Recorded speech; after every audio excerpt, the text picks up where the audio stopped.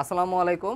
আমাদের প্রাচীন জনপদটা পরীক্ষার জন্য খুবই গুরুত্বপূর্ণ। প্রত্যেকবারই দেখা যাচ্ছে যে মেডিকেল অ্যাডমিশন টেস্টে সাধারণ জ্ঞানের একটা না একটা প্রশ্ন এই প্রাচীন জনপদ থেকে আসতেছে। সো আজকের এই প্রাচীন জনপদটা তোমাদেরকে খাওয়াই দেওয়ার জন্য আমি আসলাম।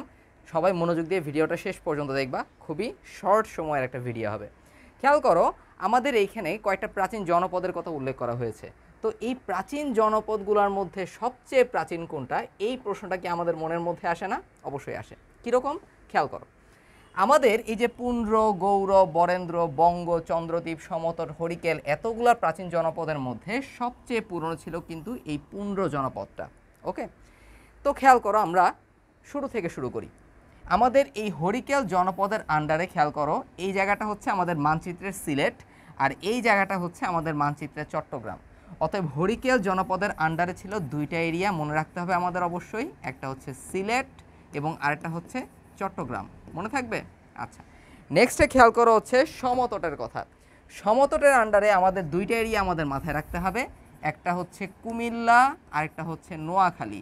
তো মানচিত্র সম্পর্কে আমাদের যাদের একটুখানি বেসিক নলেজ আছে তারা কিন্তু খুব সহজেই মাথায় রাখতে পারবে যে এই এরিয়ার মধ্যে বাংলাদেশের কোন এরিয়াটা পড়তেছে।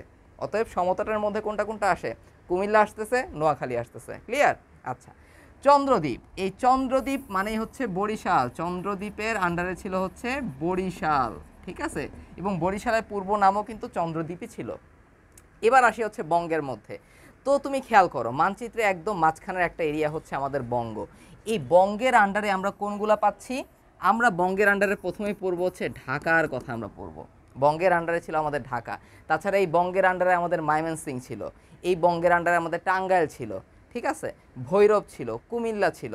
তো এই যে ব্যাপারগুলো আমরা পড়লাম সব কিছু আমাদের বঙ্গের আন্ডারে আসে। স্পেশালি আমরা মনে রাখবো কোনটা? ঢাকা, ময়মনসিংহ, তারপরে হচ্ছে আমরা টাঙ্গাইল। এই তিনটার নাম স্পেসিফিক্যালি আমরা মাথায় রাখবো।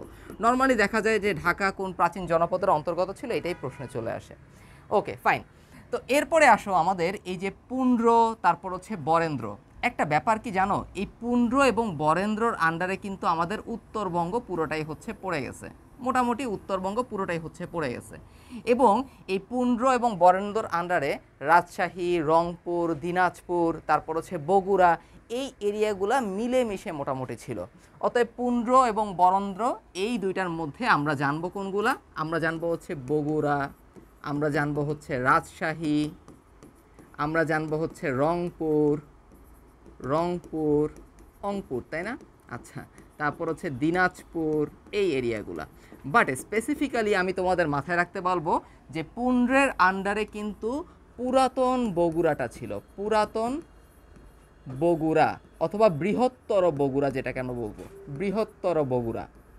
পরীক্ষায় যদি প্রশ্নে আসে যে মহাস্থানগড়, যেটা হচ্ছে বাংলাদেশের অন্যতম প্রাচীন পুরাকীর্তি একটা স্থান, সেই মহাস্থানগড় কোন প্রাচীন জনপদের অন্তর্গত ছিল? উত্তর হবে কিন্তু পুন্ড্র জনপদ। তখন কিন্তু তোমাকে ডাইভার্ট করার জন্য অপশনে পুন্ড্রের পাশাপাশি বরেন্দ্রও দিয়ে দিবে। অতএব এই ব্যাপারটা আমরা মাথায় রাখবো যে বৃহত্তর বগুড়ার মহাস্থানগড় আমাদের কোন জনপদের অন্তর্গত ছিল? আমাদের এই পুন্ড্র জনপদের কিন্তু অন্তর্গত ছিল। লাস্ট বাকি থাকে আমাদের গৌড় অংশটা। তো গৌড় অংশের বেশিরভাগ পড়ছে কিন্তু ভারতের পশ্চিমবঙ্গের মধ্যে, বাট বাংলাদেশের যে এরিয়াটা গৌড় জনপদের মধ্যে ছিল সেটা ছিল সিএনজি, অর্থাৎ চাঁপাইনবাবগঞ্জ। অতএব খুব সহজ, কিন্তু ব্যাপারগুলো কিন্তু খুবই সহজ। এবং আমরা যদি এভাবে সাধারণ জ্ঞান পড়ি, যেভাবে সাধারণ জ্ঞানটা পড়ানো হবে তোমাদের আরটিডিএস জিকে ইংলিশ 4.0-তে, এটা কিন্তু লঞ্চ হয়ে গিয়েছে। দেরি না করে কিন্তু দ্রুত ভর্তি হয়ে যেতে হবে, ডিসকাউন্টের আর বেশি সময় বাকি নেই। তাহলে আজকে এই পর্যন্তই থাক, সবাই ভালো থাকো, আল্লাহ হাফেজ।